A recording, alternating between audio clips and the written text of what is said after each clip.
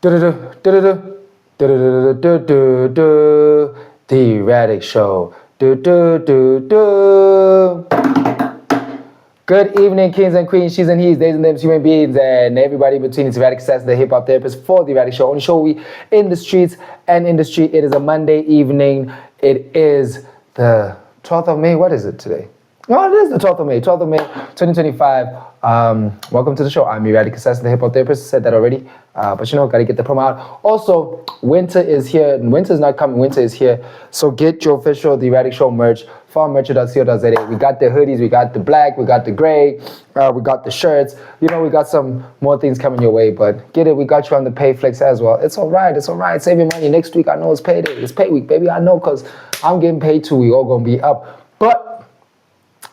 We're not here to talk about the pay. We're here to talk about the news. Let's get right into it. Starting off with Sunday night. Last night, we saw the first 49 Afrikaners refugees take a flight to the US. They took a chartered flight to the USA where they're going to Washington, D.C. They'll be met with the US ambassador for the whole program, for the whole, Land Act, expropriation of Land Act that Donald Trump was going against, and they're in discuss for the next 50 because they're supposed to take 100. So we just want to say thank you, Donald Trump. It actually is a good buy. Like, you know, most goodbyes are actually sad. Like, it's not really good that you're saying bye, but this is actually a good buy. Those 49, thank you for doing us the massive favor. Bye, and please don't come back. Yeah, that's it. Can you believe it? Yes, I can. But one thing that I can't believe is that apparently there's a black market for ants out here. Europeans are out here buying ants from Africa, from whether Zimbabwe, South Africa, mostly like Zimbabwe, Africa, like Kenya, around there. But they're looking for like giant ants, and I think they want ants to like kind of fertile their soil and the plants, but it's really illegal to be trading ants and everything. So I can't believe it. What are we doing here?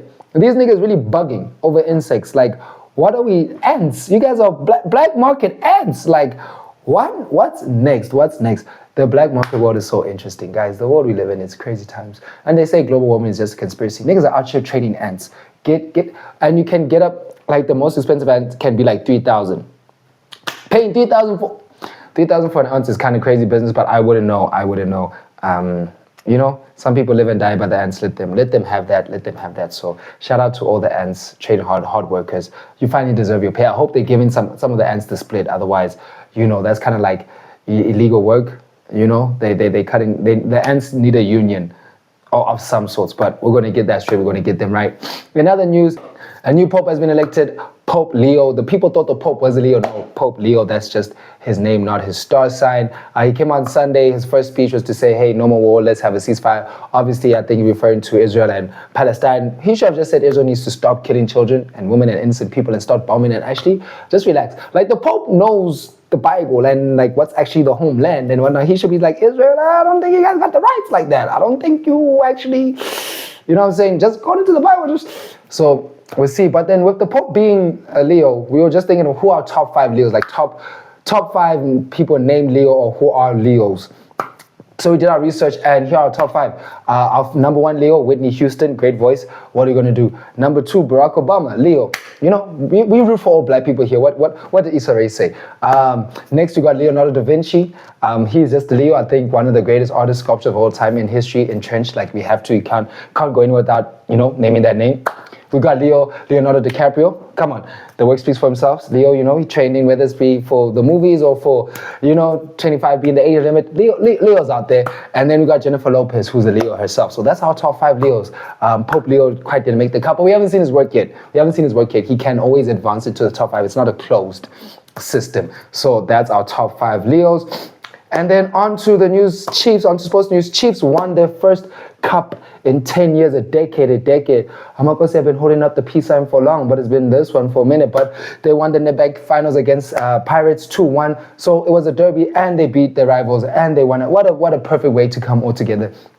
happy smiles across the fans all aboard. You know, OK Swish was out with the people in Braamfontein. The shit looked crazy. They were mazing, they jumping, all of that. Actually, check out OK Swish. He's a dope nigga, dope page.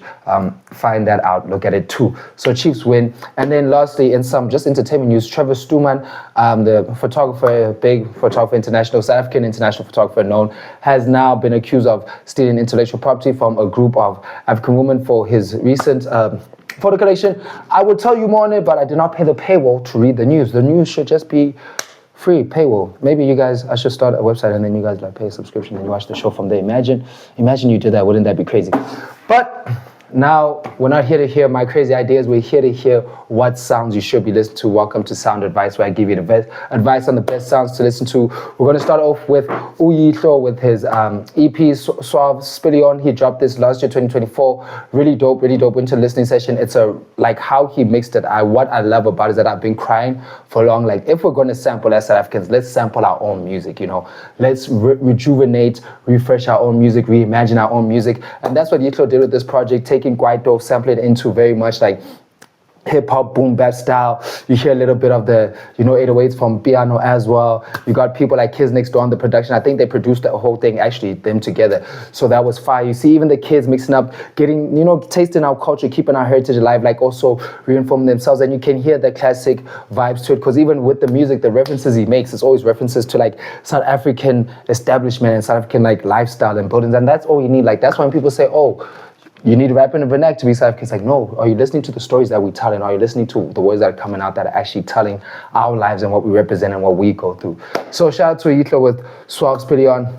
Dope. Next we have Oriiginelle with Expensive Hunger. This EP dropped last year as well. When they say Expensive Hunger, that girl was eating, and the eating ain't cheap. She want that 5-star Michelin. She coming out for all. She was killing rap niggas. She had Intadao, she had Novel on there. It was just raps. It was beautiful. But like the 5 tracks, you can hear like the expensive hunger of like the cost of trying to live your dream, like, having the hunger for it.